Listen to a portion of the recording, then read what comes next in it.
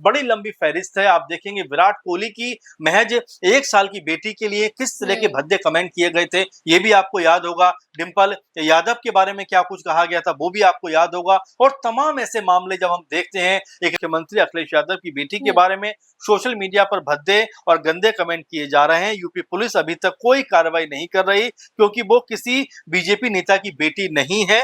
बेटी बचाओ बेटी पढ़ाओ का नारा तो खूब दिया जाता है, लेकिन जब महिलाओं की सुरक्षा की बात आती है तो कहीं ना कहीं चूक देखी जाती है। और उत्तर प्रदेश में हाल फिलहाल में एक बड़ी घटना घटी है। एक ऐसा वाक्य सामने आया है जिसके बाद ये साबित होता है कि महिलाओं को न सिर्फ सार्वजनिक स्थानों पर बल्कि ऑनलाइन तरीके से, पोस्ट के तरीके से भी निशाना बनाया जाता है। हाल फिलहाल में अखिलेश यादव की बड़ी बेटी अदिति यादव के साथ एक घटना घटी है, जिसके बाद समाजवादी पार्टी के तमाम कार्यकर्ता सड़कों पर आ गए और आरोप बीजेपी पर लगाया जा रहा है, आरोप लगाया जा रहा है उनकी मानसिकता पर। अब इसी से जुड़े हुए कई सवाल खड़े होते हैं और इन तमाम सवालों के लिए चर्चा करने के लिए हमारे साथ सीनियर जर्नलिस्ट अमन सर मौजूद हैं। इनसे सवाल जवाब लेंगे, लेकिन क्या कुछ पूरी जो घटना है वो बता देते हैं, क्या वाक्य है पूरा वो बता देते हैं।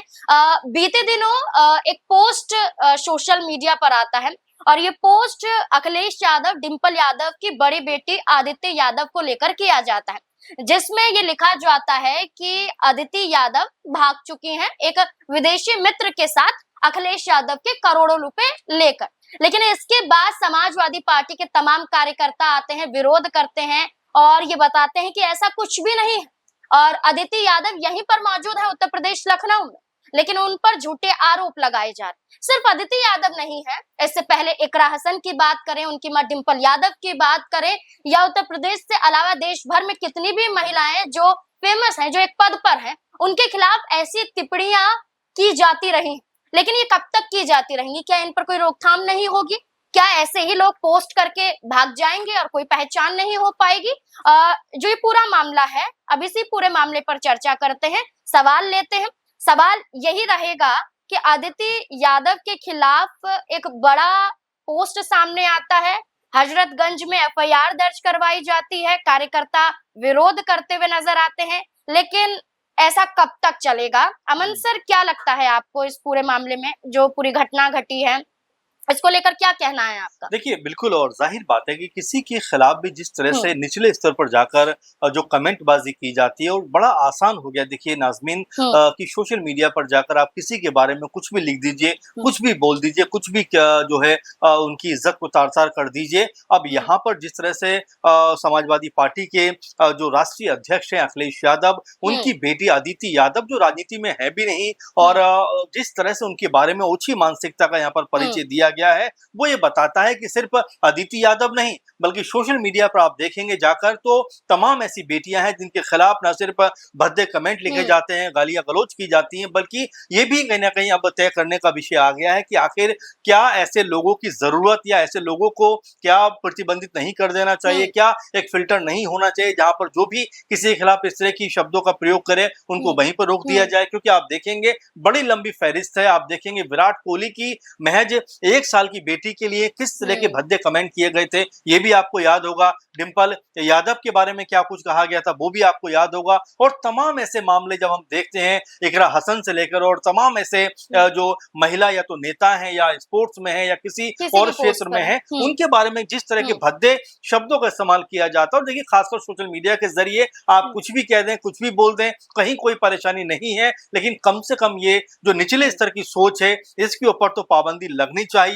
और इसी पूरे मामले को लेकर जो समाजवादी पार्टी के प्रवक्ता हैं मनोज काका, उन्होंने इसके ऊपर डीजीपी यूपी, पीएमओ, गृह मंत्रालय को टैग करते हुए लिखा है कि राजनीति अपनी जगह पर, हमारी बेटियों के खिलाफ अभद्र टिप्पणी बर्दाश्त करने के लायक नहीं है। यूपी डीजीपी से हमारी अपील है कि दोषियों के खिलाफ कड़ी से कड़ी कार्रवाई की जाए। और इसके अलावा आप देखेंगे कई और भी जो सपा के नेता हैं वो इस तरह की मांग कर रहे हैं कि अदिति यादव के खिलाफ जिस तरह की भाषा का प्रयोग किया गया है, उन दोषियों को तुरंत पकड़कर कड़ी से कड़ी सजा दी जाए। जो यहाँ सजा की मांग की जा रही है, एफआईआर करवाई जा रही है, अभी हजरतगंज में देखा गया लखीमपुर में देखा गया जी। सपा महिला सभा द्वारा ये मांग की गई है कि एफआईआर करवाई जाए जी। और ऐसी ओछी जो टिप्पणी है वो ना की जाए। जी। लेकिन इस बीच में बीजेपी पर भी हमला किया गया है। जी। ये कहा गया कि जब अखिलेश यादव ने राम मंदिर का मुद्दा उठाया, इसके बाद ही उनकी बेटी पर ये अभद्र टिप्पणी की जाती है, देखिए तो बीजेपी की मानसिकता को लेकर सवाल उठाए देखिए गए। जाहिर बात है कि देखिए दोनों मामले अपने आप हुँ, में अलग हैं। अलग है। अगर हम राम मंदिर की बात कर रहे हैं, उसमें गबन हुँ, घोटाले की जो हुँ, खबर सामने आ रही है, हुँ, उसको लेकर बात कर रहे हैं, उसके ऊपर अगर अगर अखिलेश यादव ने कोई बात कही है, हुँ, तो पलटवार उनकी उसी बात पर होना चाहिए, उनके जी, परिवार को इसमें क्यों इन्वॉल्व हुँ, करना है?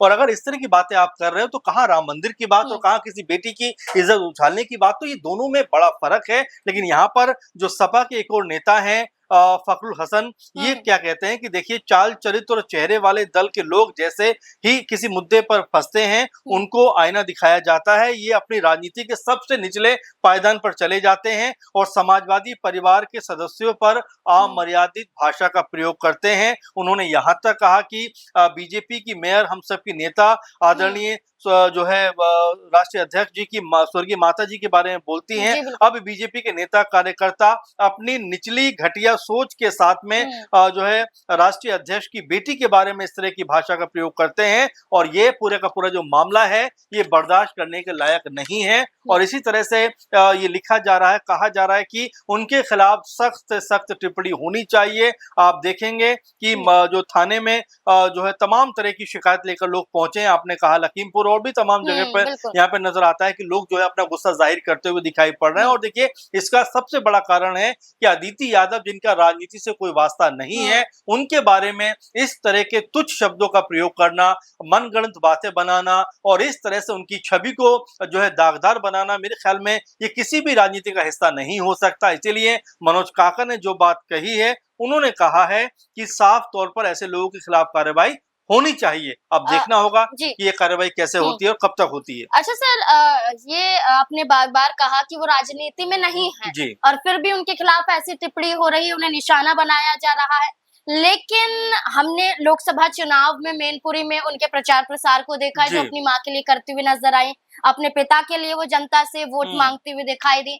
क्या नहीं लगता कि इस विधानसभा चुनाव में उन्हें भी मौका दिया जा सकता है, क्योंकि वो अब ना सिर्फ ये नज़र आता है कि राजनीति में अपने आप को सक्रिय कर रही हैं, हुँ। क्योंकि अखिलेश यादव ने भी और डिंपल यादव ने भी एक वक़्त पर बोला था देखिए कि अगर वो आगे बढ़ना चाहते हैं राजनीति में तो कोई रोकना। देखिए, हुँ, ज़ाहिर बात है रोक लगनी भी नहीं हुँ, चाहिए, जिसकी अपनी सोच है वो ज़ाहिर हुँ, बात है कि आगे आएगा और सपा का कुनबा हुँ, तो वैसे भी इस बात को लेकर पूरे देश में चर्चित है कि जब परिवारवाद की बात आती है, तो हुँ, सपा को लेकर हमेशा बातें की जाती है। लेकिन देखिए वो एक अलग मसला है। यहाँ जी, पर अगर हम देखें तो राजीव राय जो सांसद हैं समाजवादी पार्टी के, हुँ, वो क्या कहते हैं? वो कहते हैं कि राजनीति का सबसे घटिया स्तर मानसिक विक्षिप्तता और हुँ, की पराकाष्ठा है। यूपी के पूर्व मुख्यमंत्री अखिलेश यादव की बेटी के हुँ, बारे में सोशल मीडिया पर भद्दे और गंदे कमेंट किए जा रहे हैं। यूपी पुलिस अभी तक कोई कार्रवाई नहीं कर रही क्योंकि वो किसी बीजेपी नेता की बेटी नहीं है। शर्म करो, ये राजीव हाँ, राय का कहना है। हालाँकि ये भी कमेंट आ रहा है, ये भी खबर आ रही है कि बीजेपी के नेताओं ने इस खबर से अपने आप को दूर किया है और ये कहा है कि भई हमारा इससे हुँ, कोई वास्ता नहीं है और हम इस तरह की घटना की कोई भी समर्थन नहीं करते हुँ, और वाक़ई में जो भी है उसके खिलाफ कार्रवाई होनी चाहिए। अब ऐसे में देखना ये होगा कि सत्ताधारी बीजेपी में इस समय सत्ता में है, तो उनकी तरफ से क्या कुछ कहा जाता है और जो कुछ इसमें जो कार्रवाई करने की बात की गई है मनोज काका के ज़रिए कि हुँ, हमारी बेटियों के खिलाफ अभद्र भाषा का प्रयोग जो हो रहा है, वो बर्दाश्त करने के लायक नहीं है। और देखिए सपा या बीजेपी या कांग्रेस या बीएसपी या और तमाम दलों का मामला नहीं है, बल्कि ये किसी बेटी की इज़्ज़त का मामला है और जी, ज़ाहिर बात है कि आप सोशल मीडिया पर जाकर किसी के बारे में तुच्छ शब्दों का प्रयोग करते हैं, तो शब्द तो तुच्छ है ही, हुँ, लेकिन उससे ज़्यादा तुच्छ आप हैं, जो आप ऐसी भाषा का प्रयोग करते हैं और जी, इस तरह की चीज़ें आप बिल्कुल भी ना करें। ये भी हम अपनी तरफ से कहना चाहेंगे क्योंकि किसी की भी इज़्ज़त को आप इस तरह उछालने का कार्य ना करें, चाहे वो सपा का हो, बसपा का हो, कोई भी हुँ, दल हो, कोई भी सेक्टर में बेटियाँ हों, उनके बारे में ऐसा शब्दों का प्रयोग करें, कहीं न कहीं उनके मनोबल को आप एक तरीके तोड़ने का काम करते हैं और यही बात यहाँ पर सपा के जो प्रवक्ता हैं मनोज काका, वो भी यही बात कह रहे हैं कि हमारी जी। बेटियों के खिलाफ इस तरह की अभद्र भाषा नहीं होनी चाहिए। बिल्कुल, बहन, बेटी, माँ, आप कुछ भी कह सकते हैं, लेकिन अगर एक महिला को लेकर टिप्पणी करेंगे, ओछी टिप्पणी करेंगे तो आप पर उंगलियां उठेंगी, आप पर आरोप लगेंगे, आपकी मानसिकता पर सवाल उठेंगे। अब आदित्य यादव पर टिप्पणी की गई, जिसके बाद समाजवादी पार्टी के तमाम कार्यकर्ता सड़कों पर आ जाते हैं, मांग करते हैं कि एफआईआर तो हो, साथ ही साथ वो व्यक्ति पकड़ा भी जाए। आखिरकार किसने ये पोस्ट किया है, इसके पीछे की मंशा क्या नजर आती है, क्या कोई राजनीतिक पार्टी का हाथ नजर आता है? तो पूरी तरह से इस पूरे मामले को जांच के दायरे में रखा गया है, क्योंकि जैसा कि सर ने कहा कि सपा प्रवक्ता है मनोज काका, उन्होंने खुद टैग यूपी डीजीपी, पीएमओ और गृह मंत्रालय को किया है। लेकिन अब आपको बता दें कि आदित्य यादव खुद पॉलिटिकल साइंस की पढ़ाई कर रही हैं, अंतर्राष्ट्रीय जो स्तर की हैं वो पढ़ाई कर रही हैं। अब ऐसे में वो अपने शिक्षा के क्षेत्र में एक्टिव हैं, अपनी पढ़ाई पर ध्यान दे रही हैं, अभी राजनीति से अपने आप को दूर रख रही हैं, लेकिन अपने पिता और माता के लिए प्रचार प्रसार करती हुई देखी गई है। लेकिन अब ये देखना होगा कि इस बयान के बाद, इस पोस्ट के बाद और इस हल्ले के बाद क्या कुछ यहाँ पर खबर की सच्चाई निकलकर सामने आती है, इस पोस्ट की सच्चाई निकलकर सामने आती है। क्या लगता है इस पूरे मुद्दे को लेकर आपको? अपनी राय कमेंट सेक्शन में जरूर दें।